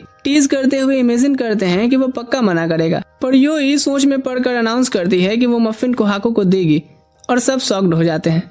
क्लास के बाद यूई अपर क्लासमैन फ्लोर जाकर के कोहाकू के बारे में पूछती है। एक स्टूडेंट बताता है कि लंच ब्रेक इंसिडेंट की वजह से उसे स्टाफ रूम बुलाया गया है। स्टूडेंट्स जाते हुए उसकी लुक्स की तरफ देखते हैं। अजीब तरह से उसे ये अब नॉर्मल लगता है। पता चलने से पहले उसके पैर स्टाफ रूम की तरफ चल देते हैं। दिमाग देर से समझता है और वो वापस मुड़ने वाली होती है कि तभी सीढ़ी के नीचे कोहाकू मिल जाता है। दोनों हैरान होते हैं। घबरा करके यूई बहाने बनाने लगती है, पर ध्यान भटकने से फिसलती है, लेकिन कोहाकू उसे पकड़ लेता है। रियलाइज होने पे दोनों अलग हो जाते हैं और शर्मा करके यूई थैंक्स बोलती है। कोहाकू पूछता है कि वो यहाँ क्यों है। जवाब से पहले उसके फ्रेंड्स आवाज देते हैं और कंप्लेन करते हैं कि कितना टाइम लग रहा है। कोहाकू उनके साथ जाने पड़ता है, पर अचानक यूई बोलती है कि क्या वो उसके साथ घर चल सकती है। वो मना नहीं कर पाता और अपने दोस्तों को बोलता है मेरे बिना जाने। सामने खड़ी अब यूई सोचती है कि क्या वो सिर्फ कोहाकू के पास ऐसा महसूस करती है। चलते हुए वो पूछती है कि उसे स्टाफ रूम में क्यों बुलाया गया था। वो कहता है कि स्कूल से छुप करके वो बीफ बाउल लेने गया था, इसलिए डांट पड़ी। सोच करके यूई मानती है कि ठीक पहले दिन की तरह ही ये हरकतें अभी भी करता है। तभी वो कहता है कि काश उसके पास जादुई शक्तियां होती तो आसानी से गायब होकर चला जाता। यूई कहती है कि अगर तुम्हारे पास जादू होता तो बस तुम यही चिंदी वाले काम करते। कोहाकू अचानक से रुक जाता है, रियलाइज करते हुए कहता है तुम तो जीनियस हो यार। वही तो। एक पल के लिए यूई सोचती है कि ये कितना बचकांड बातें करता है, पर मुझे पसंद है इसकी बातें। हिम्मत जोड़कर वो उसे अपना बनाया मफिन देने वाली होती है, पर अचानक फोन बजता है। लाइन पर तकुदो होता है, जो बताता है कि स्टेशन डिले की वजह से शिफ्ट के लिए उसे लेट हो सकता है। कॉल खत्म होते ही कोहाकू का मूड बदल जाता है। वो कहता है कि उसने तकुदो से नंबर एक्सचेंज किया।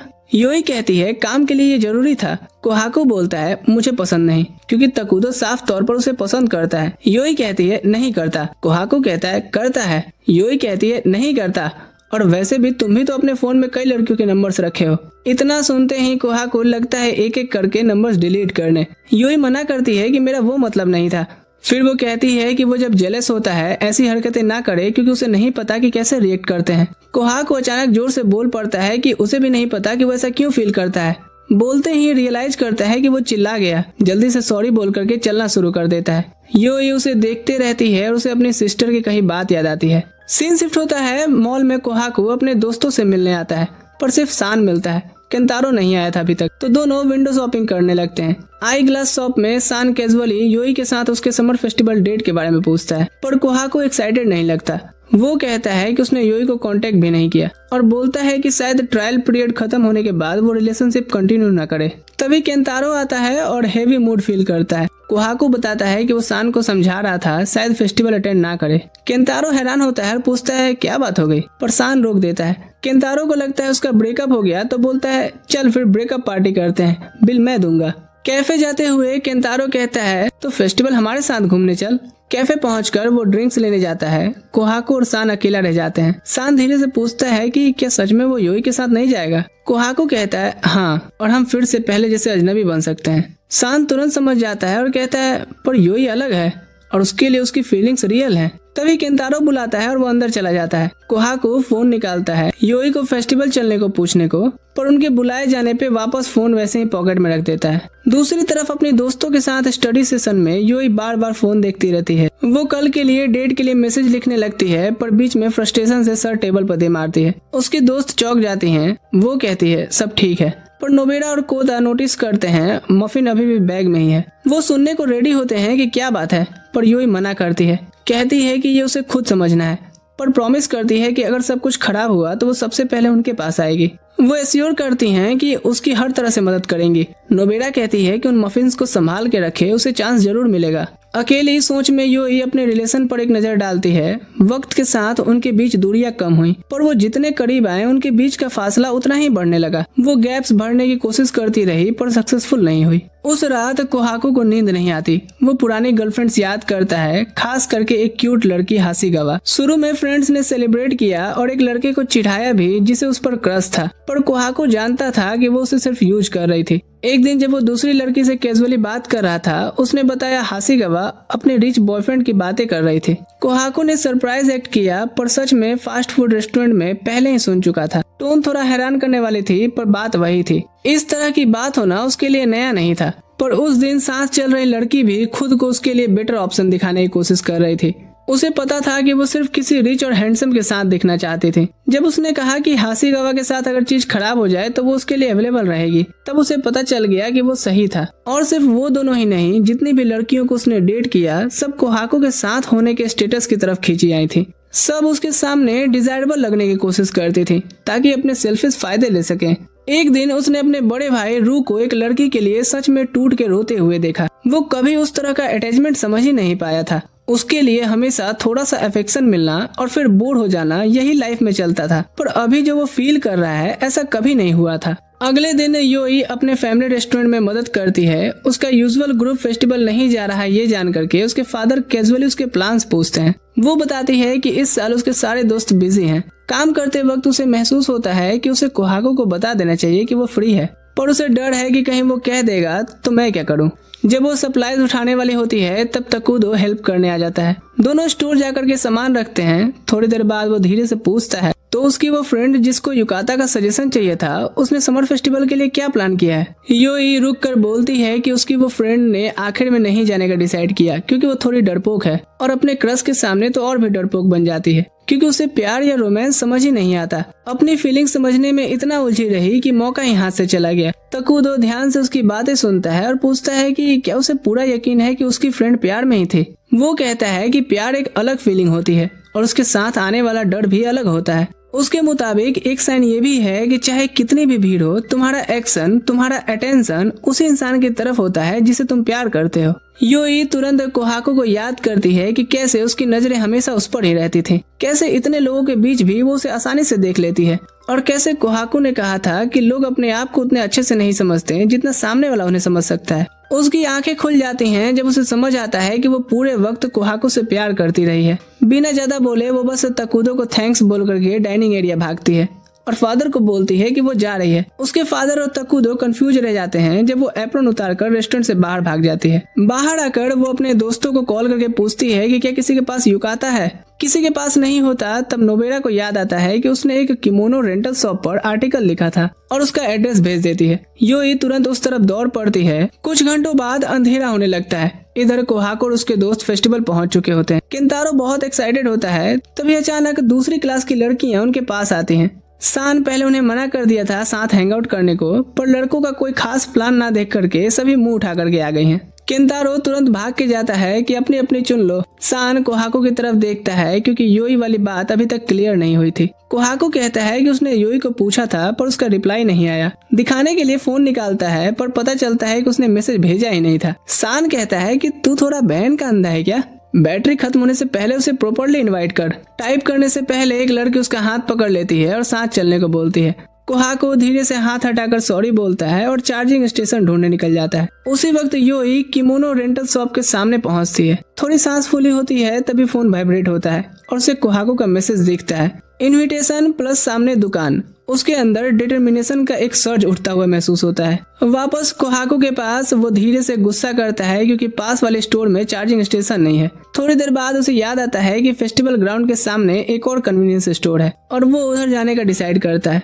भीड़ में चलते वक्त पहली वाली लड़की फिर से उसे देख लेती है और कहती है कहाँ इधर उधर भटक रहे हो, आओ वो गेम ट्राई करते हैं। कोहाको पोलाइटली मना करने की कोशिश करता है पर वो हिंट समझती ही नहीं और उसके पीछे आती रहती है। तभी भीड़ के बीच में वो अचानक से रुकता है क्योंकि उसकी नजर यूई पर टिक जाती है। वो फुल कित्सुनी मास्क पहने होती है। फेस्टिवल के भीड़ में भी उसे पूरा यकीन होता है कि वो वही है। उसे नहीं पता ये कब शुरू हुआ, पर कहीं ना कहीं उसे समझ आ गया कि जब तक वो एक ही जगह में है उसकी आंखें हमेशा उसकी प्रेजेंस ढूंढ लेगी। उसके लिए यूई स्पेशल है, कुछ इस तरीके से जिसे वो वर्ड्स में एक्सप्लेन भी नहीं कर सकता। उसने कभी उस जैसी लड़की नहीं देखी, इतनी खूबसूरत और एंडलेसली इंटरेस्टिंग कि बस उसे देखने से उसके सारे स्ट्रेस दूर हो जाते हैं। और उससे भी ज्यादा वो ये चाहता है कि उसकी तरफ मुड़कर उसकी आंखें सिर्फ उसका ही दीदार करें। अब वो ज्यादा सोचने में टाइम वेस्ट नहीं करता और उसे आवाज देता है। यूई फ्रीज हो जाती है जब वो उसे एक लड़की के साथ खड़ा देखती है। बिना सोचे यहाँ से भागने का डिसाइड करती है। कोहाको तुरंत उसके पीछे भागता है, उस कंफ्यूज लड़की को और कंफ्यूज छोड़ के। यूई इधर तब तक नहीं रुकती जब तक वो उस तक पहुंचकर उसका हाथ नहीं पकड़ लेता। सांस फूली हुई वो पूछता है कि वो भागी क्यों, और वो बोलती है कि उसे लगा वो किसी और के साथ आया है। इस गलत फहमी से वो फ्रस्ट्रेट होकर एक लंबी सांस लेता है। ओवरवेल्म्ड हुई यूई उसकी तरफ नहीं देखती, बोलती है कि उसे पता है कि वो कभी कभी प्रॉब्लम बन सकती है, और कन्फेस करती है कि उसे लड़कों का एक्सपीरियंस नहीं है और उसके साथ जो भी हुआ सब कुछ पहली बार हुआ था और ये फीलिंग्स उसे डरा रही थी। वो बोलती है कि उसे उसके साथ कंफर्टेबल होने से डर लगता है और सबसे ज्यादा डर उसे इस बात से लगता है कि वो दोनों को ज्यादा आगे न बढ़ जाएं, जिससे कोहाको पूरी तरह से उस पर फिदा हो जाए। कोहाको धीरे से समझता है कि इतनी ओवर थिंकिंग के बाद उसका कहना बिल्कुल सिंपल है। धीरे से वो पूछता है तो क्या वो बोलना चाहती है कि वो उससे प्यार करती है। छोटे पर हेवी पॉज के बाद वो हाँ बोलती है। कोहाको धीरे से कहता है मास्क हटा के उसे फेस करे।